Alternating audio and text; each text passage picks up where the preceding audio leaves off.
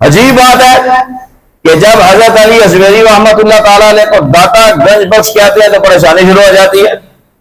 حالانکہ اگر آپ دیکھیں تو ان کے در سے لاکھوں لوگ فیض حاصل کر رہے ہیں, لاکھوں لوگوں کو فیض مل رہا ہے.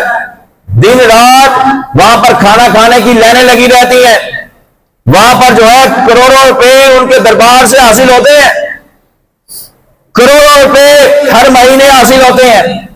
تو یہ جو شرک فتوے لگاتے ہیں نا, داتا کو داتا نہیں کہنا چاہیے, یہ بھی تنخواہیں وہیں سے لیتے ہیں, ان کی تنخواہیں بھی وہیں سے آ رہی ہیں. ایک طرف شرک فتوے لگاتے ہیں اور دوسری طرف جیسے تنخواہیں بھی لائی جاتے ہیں.